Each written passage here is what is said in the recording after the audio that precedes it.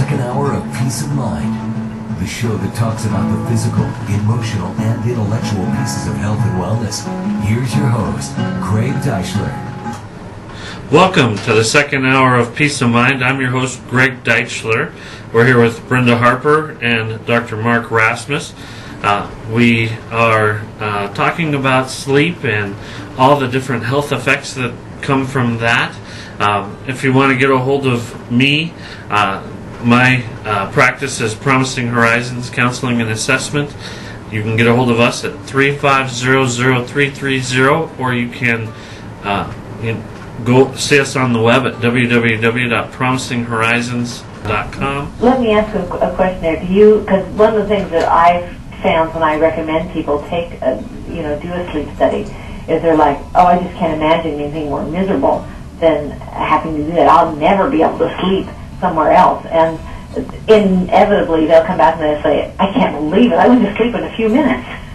Yeah, and a lot of it, we start to perseverate about our sleep when we don't sleep well, and it becomes a stress. So a good sleeper, doesn't think twice about it. They go through their bedtime routine, they wash up, they get to bed, they might read for a little bit, they go to sleep. A bad sleeper, after you've had a couple of bad nights in a row, whether it's just a situational insomnia because you've had a tough, stressful issue in your life, or whether or not it's a chronic problem, but when you're not sleeping well, you start to perseverate about it and worry about it, and then all of a sudden you get in bed and your mind starts to think, oh my God, I didn't sleep last night, what if I don't sleep tonight, I have to get up early tomorrow morning, I've got a big meeting, and that in and of itself creates the problem. Are you still on the line with us? I am. Okay.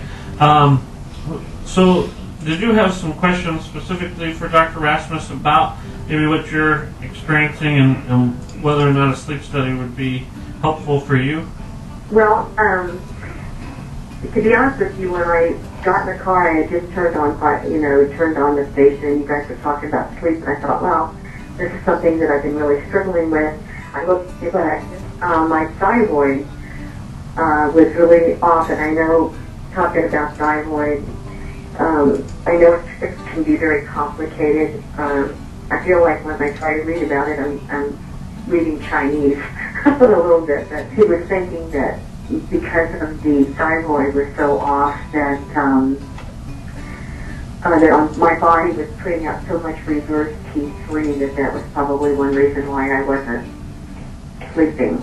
Well, certainly thyroid issues can affect sleep, both hypothyroids as well as hyperactive thyroids, meaning Right. if your thyroid level is either low or high, it certainly can affect your sleep. And I think it's very common that patients with abnormal thyroid studies replace their thyroid hormone or have their hyperactive thyroid ablated, and they're still left with the same sleep disorders, which sounds like it might be the case in your situation. In which case, I think, as I mentioned earlier, looking at your sleep could be really helpful. There's a number of sleep centers in town. I'm medical director at Idaho Sleep Health. We have a 4-bed sleep lab in Nampa and an 8-bed sleep lab in Boise, kind of near the mall. And we see both adults and kids of all ages. And be sure to give us a call, 884-2922. And you have a lot of great information on your website. Would you give that out as well? Yeah, it's www.idahosleephealth.com. I was writing this down. Idaho Sleep Health. Okay, I got it. 884-2922. He was right on that website. Back to Greg Deichler.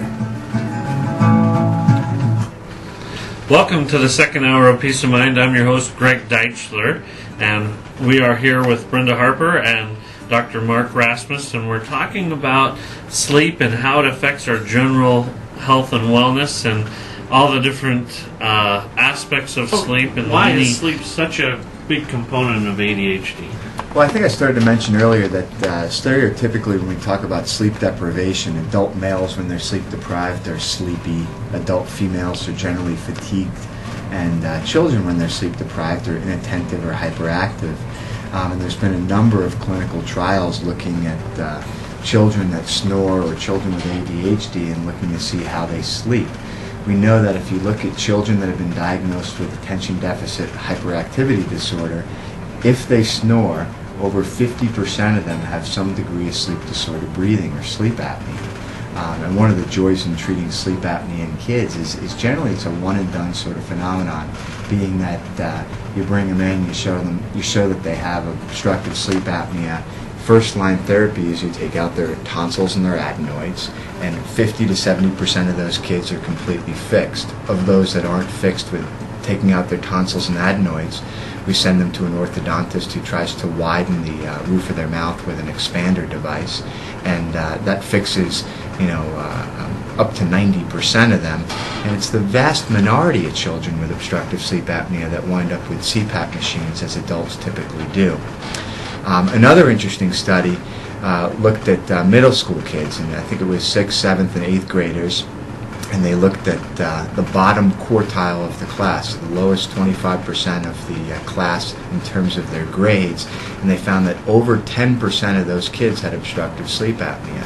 You would expect in a similar age cohort for only 1% of those kids to have obstructive sleep apnea, so they were 10 times as likely to have a sleep disordered breathing. And then they took those kids and they treated them, and in that study they just took out their tonsils and adenoids, and almost all of those kids moved up towards the middle of the class when they reevaluated them a year later. So certainly sleep has a lot to do with not only behavior but cognition. Let's give us your website one more time and your telephone number, and we can talk, how we can get a hold of you. It's Idaho Sleep Health, www.idahosleephealth.com, and the phone number is 884-2922.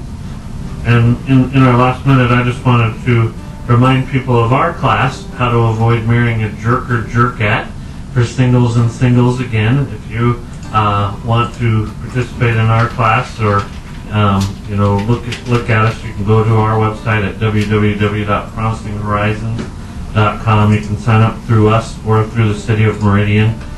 It is coming up on May 14th from 12 to 6 at the Meridian Community Center, and you can come contact us regarding any anxiety issues or problems that we catch associated with sleep. And I really wanted to thank Dr. Rasmus for coming in today, and we've had 2 great hours of enlightening information, and you can go to our podcast. Brenda, do you want to add to that? Yeah, Brenda, Peace of Mind with BrendaHarper.com. And I really want to thank all of the callers, all the participants today. We want to congratulate Steve, Lila, and Barbara, who were the winners of our giveaway today. And remember that life is a series of struggles sprinkled with moments of joy, and he or she that gathers those moments best enjoys the journey most. If you're having sleep problems, we do hope that you will follow up and correct those. There's a lot that can be done, and we'll see you back here next week at 580 KIDO.